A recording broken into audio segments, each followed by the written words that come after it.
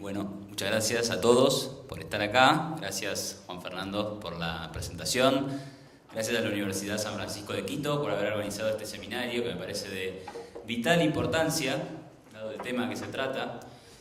Y bueno, como tenemos más o menos unos 15 minutos, vamos a hacer esto, vamos a tratar de hacerlo resumidamente. Yo voy a hablar del caso de la convertibilidad en Argentina, el sistema de la convertibilidad que rigió desde el año 91 hasta el año 2002 en Argentina, es decir, durante la década del 90, que se llama, ¿no? Entonces, rápidamente, para hacer un resumen, nosotros veníamos, cuando se impone la convertibilidad, de una situación de hiperinflación. Esta es la tapa de un diario de abril de 1989, y como ustedes pueden ver, había aumentado un 33,4% el costo de vida en abril, o sea, solamente ese mes, ¿no? Entonces, esta situación, que además viene acompañada, en el año 89 los precios subieron en promedio un 3.000%, y en el año 90 subieron un 2.400% como promedio. De diciembre a diciembre, año 89 versus años 88, los precios se multiplicaron por 50. Y la mejoría del año 90 consistió en que los precios solo se multiplicaran por 14. ¿Sí? Entonces esta era la situación a finales del año 89, donde el gobierno de Raúl Alfonsín había impuesto una nueva moneda que se llamaba el Austral. Y el Austral había empezado a cotizar 0,80 centavos de Austral por dólar. ¿Sí? Y fíjense que alrededor de 1989 ya estábamos en 1.000 australes por dólar, ¿sí? 4 años después de haber impuesto una nueva moneda. Entonces, claro, esta situación de caos hiperinflacionario hace que el gobierno de Raúl Alfonsín entregue antes de tiempo su mandato, luego de unas elecciones que ya se habían dado y que ya había ganado el ahora electo presidente Carlos Menem. Y hay un adelantamiento de la entrega del mandato porque el desgaste era demasiado. Y el nuevo gobierno lanza algunas nuevas medidas económicas. Al principio no estaba muy en tema esto de la convertibilidad.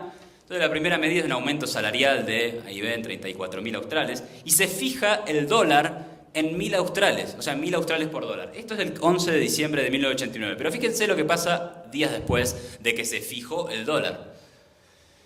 2 días después, el dólar está a 1.280, o sea, 28% por encima de lo que se había fijado 2 días antes, ¿sí? El 14 de diciembre, 3 días después, el dólar estaba, que por ahí debe andar, 1.300 y algo, 1.400, ya no llego a leer, pero ya había crecido. Y finalmente, el 14, 1.340. Y finalmente, el 15 de diciembre dice, bueno, feriado bancario, porque el dólar había llegado a 1.500 australes. Entonces, 5 días después de que habían intentado fijar el tipo de cambio en 1.000 australes por dólar, estábamos en 1.500. Bien. Entonces, la idea de la convertibilidad la traía el que en ese momento era ministro de Relaciones Exteriores, que se llamaba Domingo Cavallo, un egresado de la Universidad de Harvard.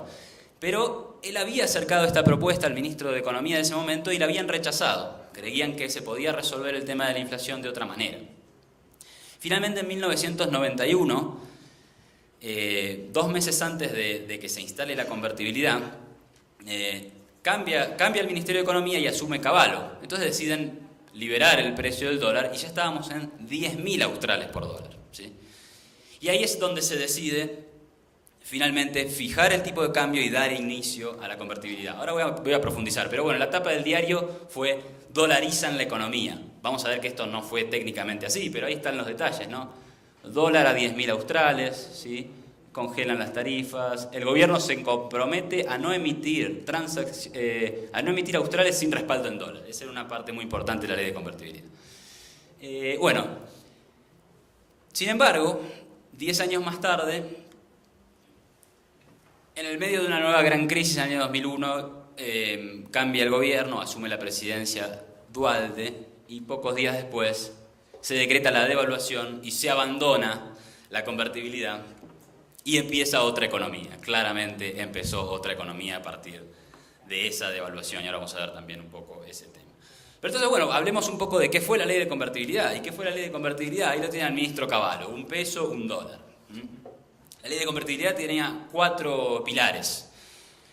La primera es efectivamente que la moneda iba a ser convertible. O sea, por casi del 30 al 90, 60 años, Argentina tuvo experiencias de controles cambiarios, ¿sí? Eso quiere decir que la moneda no era convertible, que estaba demasiado regulado el acceso a comprar divisas extranjeras. Los argentinos con los pesos no tenían la libertad de ir a comprar dólares, euros, ¿sí? Sucres, estaba controlado. Entonces, esto comenzaba una era de convertibilidad de la moneda, ya era libre, cualquier argentino podía comprar cualquier moneda que quisiera. El segundo punto era que la moneda pasaba a tener un tipo de cambio fijo con el dólar. Como veíamos antes, 10.000 australes por dólar. Pero después, lo único que se hizo fue cambiar el signo monetario, es decir, vamos a hacerlo más sencillo. 10.000 australes es un peso, y ahora un peso es un dólar, ¿sí? No cambiaba nada de fondo, ¿sí? Se le quitaban ceros a la moneda, y ahora pasábamos a tener este tipo de cambio 1 a 1, que se hizo famoso. Ahora, la característica también fundamental de la convertibilidad, o de la ley de convertibilidad, era el tema de las reservas, y las reservas internacionales. Y la situación era la siguiente: la ley obligaba al gobierno, al Banco Central, a no emitir pesos a menos que hubiera reservas para respaldar esa emisión de pesos, ¿sí? Entonces, las reservas internacionales, dólares y oro del Banco Central, medidas en dólares, tenían que respaldar al menos el 100% de la base monetaria, ¿sí? Entonces, en este sentido, la política monetaria del gobierno quedó absolutamente eliminada. O sea, el Banco Central no tenía capacidad para hacer política monetaria, porque no podía, por ley, incrementar la cantidad de pesos. En un sistema de tipo de cambio fijo, sin esta prescripción, uno sí puede hacer política monetaria. Después tiene consecuencias, probablemente pierda reserva, ¿no? Pero acá no, porque estaba prohibido por ley incrementar la cantidad de pesos si no había una contrapartida de incremento en la cantidad de dólares. Entonces, estas fueron las características fundamentales de la ley de convertibilidad. Y lo que se espera de estos sistemas es que la inflación baje por lo menos a los niveles del que está emitiendo esa moneda de reserva. Esto es lo que se conoce como sistema de caja de conversión, ¿sí? que está propuesta y que se ha propuesto en muchos países de la mano de Steve Hanke y Kurt Schuller, que son dos economistas norteamericanos que han estudiado bastante el tema y que seguramente a Steve Hanke creo que lo deben conocer aquí en Ecuador. Bien, ¿cuáles fueron los resultados económicos de la ley de convertibilidad? Y claro, que es demasiado decir que todos los resultados económicos se debieron a la ley de convertibilidad. La realidad es que el gobierno de Menem, además de imponer esta ley que restringía la capacidad de hacer política monetaria, también llevó a cabo un proceso de reformas estructurales, algunas más profundas, algunas menos profundas, pero un proceso de privatizaciones importante, un proceso de apertura comercial importante y una reforma tributaria bastante razonable y amigable con los contribuyentes, aunque con idas y venidas, al igual que el tema del comercio internacional. Pero digamos que había unas reformas más grandes. Y los resultados los podemos ver.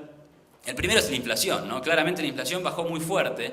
Ya en el año 91, obviamente era del 170%, pero eso era mucho menos que el 2000% que se había tenido antes, ¿sí? Y luego, si uno toma el promedio de los últimos 6 años, o uno toma el promedio a partir del 93, estamos en un 3% de inflación. Los últimos años la inflación incluso fue menor que la de los Estados Unidos. Entonces, hablamos de una inflación absolutamente controlada.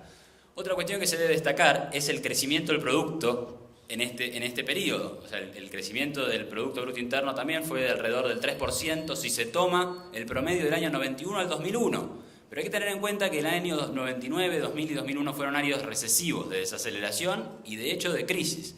Entonces, uno podría también tener en cuenta el crecimiento desde el año 91 hasta el año 98, que fue el máximo PBI que alcanzamos en esta época, y fue alrededor del 5,8%, de un crecimiento bastante razonable y respetable.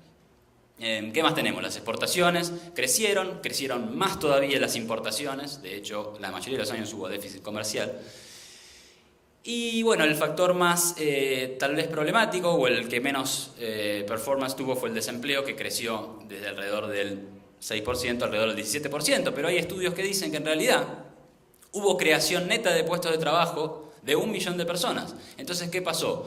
Y lo que pasó es que aumentó mucho la cantidad de gente que quería ahora trabajar. Entonces había una especie de exceso de oferta de trabajo, pero no había habido una caída en la demanda de trabajo, ¿sí? Muchos a veces decían, no, como hay déficit comercial, las empresas quiebran y no demandan trabajo y hay desempleo. Pero esto no era tan así. En realidad, el plan de reforma estructural había generado cierta confianza, entonces la gente decía, bueno, ahora yo quiero salir a trabajar. Ya se había esta desmotivación que a veces pasa cuando no hay mucho empleo.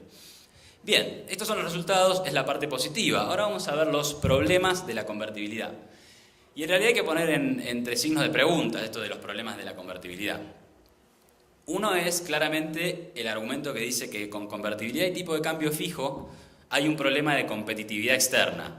¿Cómo vamos a competir si nuestra moneda cuesta lo mismo que un dólar? Tenemos que tener una moneda más débil para competir. Ahora este argumento es tan lógico como decir que Nueva York, el estado de Nueva York, no puede competir contra el estado de Texas porque los dos utilizan el dólar, ¿sí? Entonces Nueva York evidentemente se va a fundir frente a los texanos, pero este no es el caso. Ambos tienen dólar, ambos producen y ambos intercambian, ¿sí? Entonces deberíamos pensar que hay algo más. Y digo más, Chile es un caso donde los últimos 10 años el tipo de cambio nominal ha caído, o sea, el dólar cae, la moneda chilena se aprecia y sin embargo siguen exportando, siguen importando, siguen creciendo, hay poca inflación y el desempleo está en mínimos históricos. Entonces claramente no hay ningún problema en tener tipo de cambio fijo y no hay ningún problema en compartir la moneda con otro país, por lo menos este es el punto de vista. Entonces si hay problemas, que los hubo, y los hubo fuerte en Argentina, deben tener que ver con otra cuestión. Y la otra cuestión, y es la que tenemos que analizar, es qué hizo el gobierno durante ese periodo. Un gobierno que paradójicamente parecía bastante liberal en comparación con los periodos anteriores. Pero se olvidó de una cosa. Y eso nos lleva a hablar del tema del gasto público. El gasto público aumentó considerablemente, ahora vamos a ver los números, considerablemente en la Argentina durante los años 90. Y el gasto público, en términos muy concretos, tiene algunos problemas. Si vos aumentás el gasto, hay que pagarlo. Entonces podés aumentar los impuestos. Y si usted aumenta los impuestos, es más caro para las empresas producir. Entonces el sector privado se asfixia o es menos competitivo a nivel mundial. Entonces si hay problemas de competitividad, por ahí habría que ver si la estructura impositiva no está afectando la competitividad.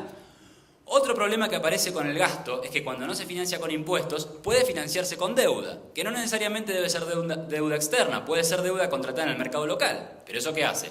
Incrementa la demanda de crédito y sube las tasas de interés. Y este es el fenómeno llamado crowding out, donde el gobierno sale a endeudarse, ese incremento de la demanda sube las tasas de interés y todos los privados sufren porque tienen que pagar más por sus créditos. Entonces hay otro problema. Y por último está el tema del endeudamiento externo.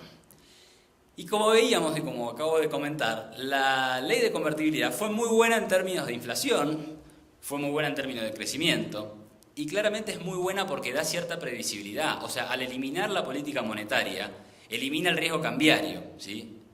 Nadie piensa que en el futuro se va a devaluar, por lo menos es más difícil hacerlo. Es más difícil todavía si hay dolarización. Pero digamos que con una ley de convertibilidad como la que existía en Argentina es difícil. Entonces hay estabilidad. Entonces bajan las tasas de interés. Entonces hay confianza en el país. Y eso es muy bueno. Salvo que también baja el costo de endeudarse para el gobierno. Entonces lo que tiene de bueno, también lo tiene de malo. Porque el gobierno ya no acude al Banco Central para financiarse. No va a matarte con la inflación. Pero apareció el nuevo juguete, que es el endeudamiento externo.